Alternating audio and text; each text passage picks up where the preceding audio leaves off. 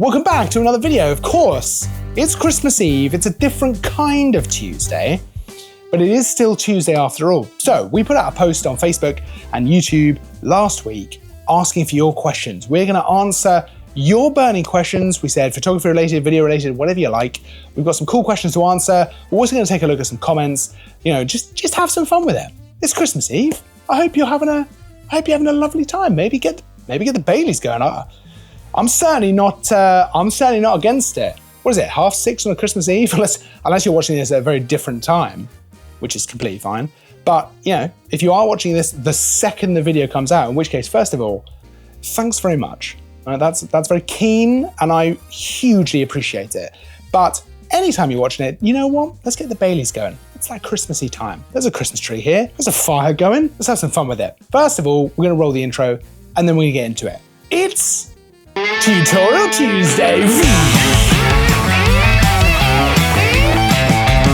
Welcome back to Tutorial Tuesday, where each and every Tuesday we bring you a brand new, fresh photography tutorial. This one is, of course, it's a bit different. We've already explained it. We're not going to go over it again because I will waffle too much. No one wants that. Okay, so first up, I don't know how to pronounce your username. I'm going to say Mondujar. That could be wrong. I enjoy your videos. How on earth do you manage to smile and be enthusiastic so long?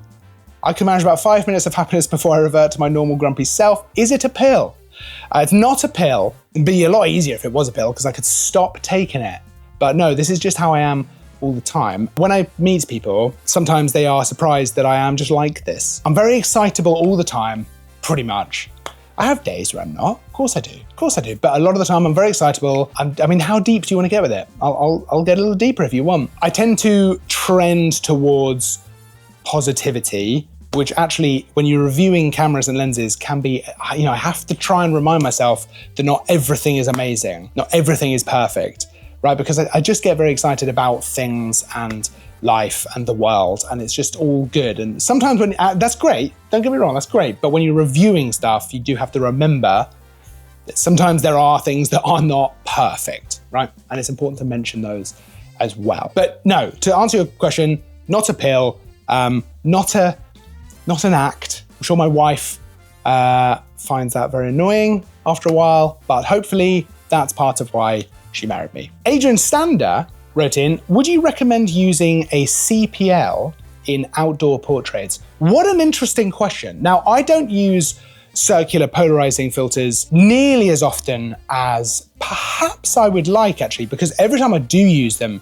they are such an interesting way to shoot. Whether you are shooting landscape, whether you're shooting portraiture, really a lot of things can benefit from a polarizing filter. They just add a very different feel to your image, whether it's in terms of contrast, really bringing out some of the drama in the sky, helping with reflections, things like that. Would I use one for outdoor portraits? I think that it's something that is definitely worth trying, at least, to see if you like it. Circular polarizing filters don't have to cost an enormous amount of money. They can add a lot to your photo, right? Because they can add a massive bump in contrast. They can really help your subject to pop as well in the image, all in camera, which is great. You can achieve similar kind of things in editing, but it's kind of nice to do it in camera. Now, this depends a lot on where the portrait is being taken. What is the background going to be? What is the lighting situation? If you've got sky in your portrait, right? So if it's outdoors and you've got a decent amount of sky, a polarizing filter is going to make a massive difference to that sky and the way it looks. And you're going to absolutely get more of a slightly more drama-y kind of feel to that sky, which I think looks so good. If there's any kind of reflections or water or anything like that, you're certainly going to get a little boost as well. It's going to give a different feel to the image, and I think that it's certainly something that is absolutely worth trying. Do you know what? This has also inspired me to probably do a Tutorial Tuesday all about polarizing filters, using them for landscape, but absolutely using them for portraiture outdoors as well. Because I think landscape, it's much more, you know, expected that maybe you would want to use something like that. But portraiture, that's a very interesting one. That's a very interesting one, and absolutely something that I don't think we've explored enough on this channel. So I think, you know, if you want a longer answer, maybe a better answer, wait for a video sometime in the new year where we'll go and we'll really get to the bottom of this one. We also got another question from Adrian Stander. Which lenses would you recommend for a Canon EF mount for outdoor portraits and couple shoots? Now, this is a really interesting one because my favorite lens for portraiture, outdoors, indoors, whatever, is an 85mm f1.4. So in the EF version, that is a wonderful lens. The EF 85mm f1.4, oh, what a lens. I will also say that the 85mm f1.8 is a fantastic lens as well. And that is going to give you a very specific look to your image. That can work really well for a singular person and for a couple, actually. What you want to be careful of with a couple is that they are basically in line with each other horizontally, I guess, so that they are on the same focal plane. I have absolutely run into this problem before. It has been something that haunts me to this day because I can never redo those photos. It was at an event.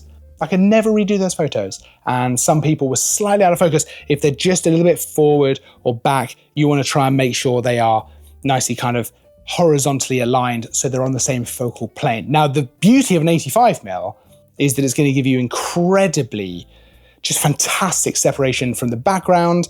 You can get some stunning imagery if you get the right lighting. If you're doing this outdoors around sort of sunset, oh, it is absolutely beautiful. I also think there's a very cinematic quality to it as well. However, you might not like it quite so punched in as 85mm because I will admit it can be a bit tight, right? You do need to move away from your subject a little bit, especially if it's a couple shot, unless you want to go in for those nice tight shots. A 50mm, I think you're always going to be having a good time with. I love a 50mm, but if you want to play it a little bit safer, if you want something that's going to give you a little bit more room to move around, maneuver yourself, and have a bit more leeway with the focal range, a 35mm always works really well. Now, within the EF range, I think you've got the 35mm f2, which I used for a long time, and I absolutely adored that lens.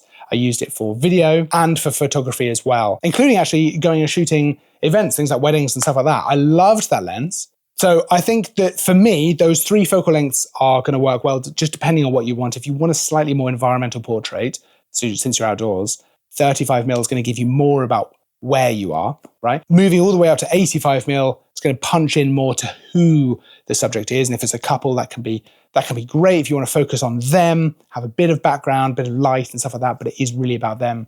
You just want to watch out for that focal plane. We did have a question about the Smoke Ninja, which we did a review on recently, which is, does it have any issue with smell? And you would think so, right? Because, I mean, I really filled the room up in here with smoke when I was reviewing it multiple times. But you know, apart from a very, very slight scent, it really doesn't smell of anything. And I mean, I really had to fill the room to even get that tiny bit of scent.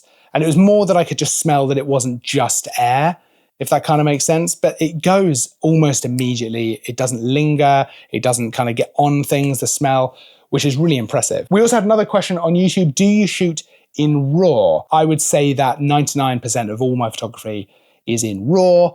I actually would like to start experimenting with not always shooting in RAW, because when I don't shoot in RAW, which is usually because I can't, right? So it's a brand new camera that I'm reviewing and Lightroom doesn't yet have the codecs to process the RAWs. So I'll shoot in JPEG. And when I do that, I'm always kind of blown away by how good JPEG can be. RAW allows you a huge amount of room to change things later, right? So if you slightly overexpose, underexpose, whatever it might be, you can really fix that incredibly easily, all good later on. And that is incredibly powerful. Color grading, all that kind of stuff. You've got so much room to push and pull the image however you like. JPEG, that's not the case, right? It is going to start to break apart much sooner. You can't do things like white balance nearly as easily, which is why I almost always shoot in RAW. However, if you actually get things right in camera, which I think is an incredibly important skill to learn and something that I am really trying to focus on moving forward as well, JPEG can be a great way to shoot. It's a really good alternative to RAW. Not all the time. Sometimes RAW is always going to be better, but do you know what? JPEG will give you a smaller file size. And actually, a lot of cameras now have fantastic things like noise handling, sharpening, and it's all applied to the JPEG. And then there you go. Kind of feels like a finished image a lot of the time. I might make some slight tweaks in Lightroom, and then there you go, done deal. You can, I'll be honest as well, you can push and pull a JPEG a little bit. You've still got a bit of room. As long as you got it pretty much correct in terms of exposure, white balance, stuff like that, in camera, it's all good, I think. So do I shoot in RAW? Yes. I would like to sometimes not, because I think sometimes also from a creativity standpoint, putting some limitations on yourself can help you to be more creative and actually can help you to find interesting and different solutions. And something I really want to make sure I'm focusing on is slowing down a little bit with my photography, not just sort of turn up, right, click, click, click, get the bits, click, click, click, move on, click, click, click. Right, I want to slow it down a little bit and shoot much more intentionally and, you know, really think about what I'm doing. Therefore, get it right in camera. Now, we've been talking a lot about AI on Tutorial Tuesday, right? Because we do a lot of Lightroom tutorials, a bit of Photoshop as well, and we've been taking a look at a lot of the new tools that are available. And I ask you guys, like, how do you feel about that? How do you feel about the AI stuff that's in those programs? Because I think that it is fascinating, but I think it is also a little bit scary because it's making things easier than ever to perform some of the tasks that we've done in the past, right? Removing things from photos, we've always been able to do it with things like clone stamp tools. There's been other remove tools, but now with things like generative fill and generative remove, it's easier than ever. But it's also easier than ever to create something that isn't real and to blur that line between photography and digital art, which I think is a really kind of interesting and slightly scary situation. There's obviously some things that have happened this year. We touch on it in our year in review video that will be coming out soon. But I've been asking you guys for your opinions, and we've got some really interesting comments about it. So, for example, I'm excited and nervous at the same time. I would use it for some very minor revisions. It was great watching what you can do. This was in one of our tutorials, but I'd be uncomfortable with making those changes. I totally agree. I think that you have to find where your comfort is with making, you know, how many changes do you make? The example I always give is a wedding photo where bride and groom is outside, it's all good, the light is perfect, but there's nothing you can do about the fact that there's a car park in the distance. It just takes away from the photo. You can move around as much as possible, but to get the light correct, the car park is just poking into the image. Now I can spend 20 minutes removing it manually and it's all good and it's out and it's done, or I can use AI to do it like that. And I think in that situation, as a tool, the image is better, everyone's happier, it's all good. I'm not trying to trick anyone. It's when the photo becomes something different to what it ever truly was that we can start to run into some slight problems, right? And especially if there's some misleading going on or something that, you know, just feels a little bit uncomfortable. And I think everyone needs to make their own decision about where their line is, but probably at some point as an industry, we will have to also draw a line. And I think that's starting to happen, right? With the content credentials in Lightroom, where you can add, you know, how much AI has been used so that people can actually specifically see, you know, no AI was used in this photo. But even then it's reasonably straightforward to circumvent that if you wanted to. So it's a tricky one. As a test, I actually took a photo on my phone the other day because it's a Samsung phone, so it's got built-in ability to remove things from the photo, right? Then I removed something from the photo, all good. And then it adds a little watermark at the bottom of the photo that just says AI generated. It's not particularly too big or offensive or anything like that. And I thought, okay, that's interesting. That will have applied it whether I removed a small bit of kind of rubbish on the floor, which is basically what I did, or whether I had completely changed the photo. It's the same tagline. So that's interesting. But what's more interesting is I was able to then just crop the photo, crop the watermark out. Now that's gone.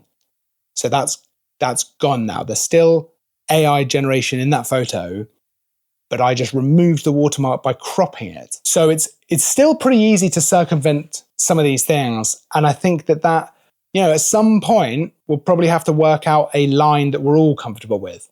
And I think that's an interesting problem. That's an interesting problem for people a lot smarter than me. I've had a huge amount of fun this year on Tutorial Tuesday. I love making these videos. They're some of my favorite videos to shoot, to be honest with you. All of the editing videos we've done, we've talked about some practical stuff, we've been out and about, we've done all kinds of stuff. I would love to know if there's anything in particular that you would like to see on a future Tutorial Tuesday. Do you enjoy the editing ones? Do you want to see some new stuff? Do you want to see some practical stuff? Do you want a little bit more of this? I'd love to know. Let me know in the comments because I I would absolutely love in 2025 to make sure I'm making the stuff you guys actually want to see, what's helpful, what's good. I love making them as well. It's my favorite. So you let me know. I have really enjoyed spending the Tuesdays with you as well. Thank you so much for tuning in to Tutorial Tuesday. It means a huge amount to me. If you like the video, make sure to give it a like. That helps us out a huge amount. Make sure to subscribe as well, because there's new stuff coming all the time. We've got new videos coming towards the end of this year, so over the next few days, basically. And then of course, next year, we're just gonna do it all again. I will see you in all of those videos, but until then, as always, thanks for watching.